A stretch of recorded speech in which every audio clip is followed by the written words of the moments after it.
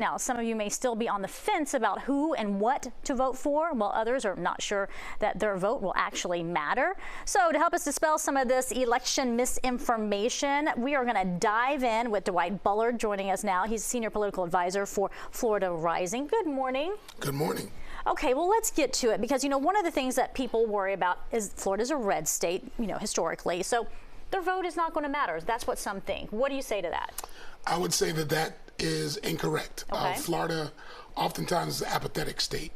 What I mean by that is we're the third largest state in the country, and too often we don't have the level of turnout that we should, or that we see in some of the smaller states.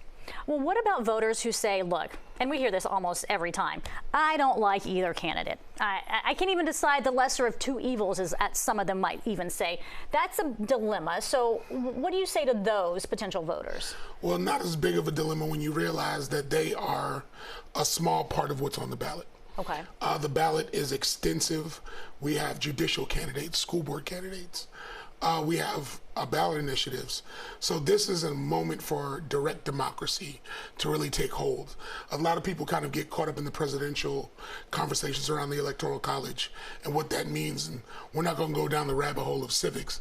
But for the Florida ballot on November 5th, there's a lot of important initiatives and items that are there that could be decided by just a few votes. Well, I've also heard others say, look, whether you like either one of them and you still can't decide, if you don't vote, you're going to let other people decide for you. 100%.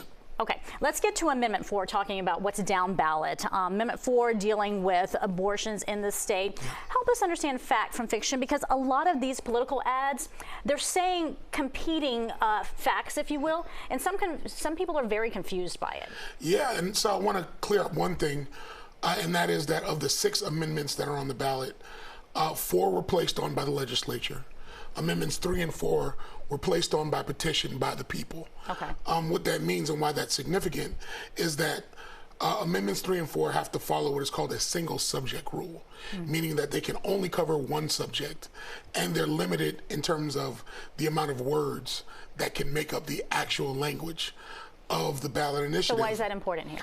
That's important because, A, all the things that these commercials say about it's going to do, all these external things, can't be true when each item can only cover one thing. So in the case of Amendment 4, we're talking about restoring abortion rights up to the point of viability.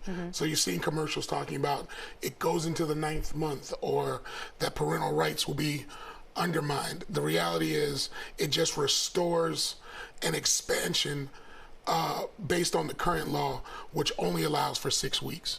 Okay. Under current Florida law. That's an interesting fact that you're presenting here to our viewers. But also, I'm going to move off Amendment 4 and get you to Amendment 3, which deals with marijuana usage. Now, this is recreational, not medical marijuana, and that's something voters need to be aware of. Absolutely. So we already have legal medical marijuana or medicinal marijuana in our Constitution. This is recreational use and possession for those 21 years and older. So what do you say to some parents? Because when we look at the political candidates for president, both have pretty much agreed on this, that they support this. But there are parents out there that are really pushing back, saying, like, I don't want my kids outside smelling weed all over the place. And what I would say to those parents is, you're great at being good parents and being, cautious and skeptical, but we live in South Florida, where we like to call ourselves sometimes the Vegas of the East Coast. So needless to say, there are a number of folks that are already engaging in the use of marijuana illegally, quote unquote.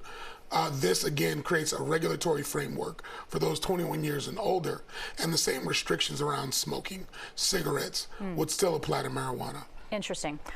Thanks so much for joining us, Dwight. We really appreciate it.